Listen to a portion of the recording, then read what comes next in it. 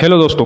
तो हाल ही में हम सभी इंडियंस ने हमारे इंडिया में एक ऐसी शादी होती हुई देखी है जिसकी की चर्चा सिर्फ हम इंडियंस के मुंह पर ही नहीं है बल्कि दुनिया में हर देश में कहीं ना कहीं पर इस शादी की चर्चा जरूर हुई है। जी हाँ, मैं बात कर रहा हूँ अंबानी फैमिली की द ग्रैंड वेडिंग की, जिसमें कि इतना पैसा खर्च हुआ है कि कोई भी देखकर शौक हो जाए। लेकिन भारत में ये कोई नई बात नहीं है कि शादियों पर इतना पैसा खर्च हुआ हो। यहाँ पर शादियों में पैसा खर्च करने के लिए लोग कर्ज तक ले लेते हैं। ये तो रही आज की जनरेशन की सबसे महंगी शादी की बात। लेकिन दोस्तों, क्या आपने कभी सोचा है कि मुगल कालीन समय की सबसे महंगी शादी कौन सी होगी? अगर आपको नहीं पता तो आज मैं आपको बताता हूँ कि वो कौन सी शादी थी जो कि मुगलों के टाइम पर सबसे महंगी शादी मानी जाती है। अगर आपको नहीं पता तो मैं बताता हूँ कि मुगल सल्तनत की सबसे महंगी शादी कौन सी मानी जाती है। मुगल बादशाह शाहजहां, जिनको कि हम सभी जानते हैं, उनके सबसे बड़े बेटे जिनका नाम था दारा शिकोह, उनका इतिहास में एक बहुत मेन कैरेक्टर है।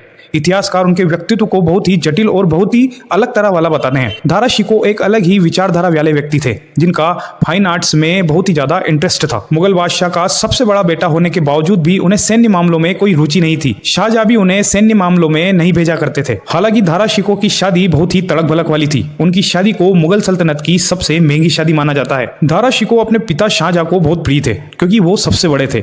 शाहजहां ने पहले ही घोषणा कर दी थी कि उनके बाद दारा शिकोह ही हिंदुस्तान की गद्दी पर बैठेंगे। शहजादे के रूप में दारा शिकोह को रोज प्रतिदिन 1000 रुपए का दैनिक भत्ता दिया जाता था।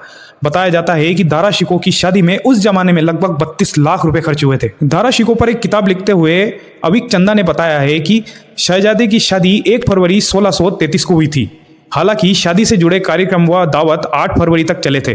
दारा शिकोह की शादी से पहले ही उनकी मां और शाहजहां की पत्नी मुमताज का निधन हो चुका था। दारा शिकोह की बड़ी बहन, जिनका नाम था आरा बेगम, बादशाह की महत्वपूर्ण भूमिका उनके ही पास थी। जहां आरा ने अपने भाई की शादी में 16 लाख रुपए खर्च किए थे, यानी कुल 32 लाख रुपयों में से 16 लाख रुपए तो जहां आरा के ही थे। बताया जाता है कि दारा शिकोह की दुल्हन नादिया बानो ने शादी के मौके पर जो लहंगा पहना था उसकी कीमत लगभग 8 लाख रुपए थी। उस शादी की एक दिलचस्प घटना और है।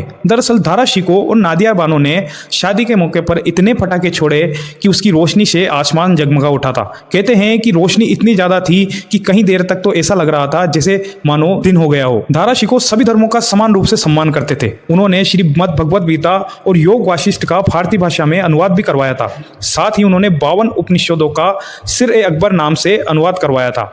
उन्हें इस्लाम की फिलोसॉफी के गहन अध्ययन के लिए भी जाना जाता था। हालांकि उनकी इन अच्छाइयों से उन्हें सत्ता में बने रहने में कोई मदद नहीं मिल सकी। शाहजहां चाहते थे कि उनके बाद दारा शिकोह अपनी गद्दी संभाले, लेकिन गद्दी पर पहले से ही दारा शिकोह के छोटे भाई औरंगजेब की नजर थी। सत्ता पाने के लिए औरंगजेब ने अपने भाई दारा शिकोह की ही हत्या कर दी थी।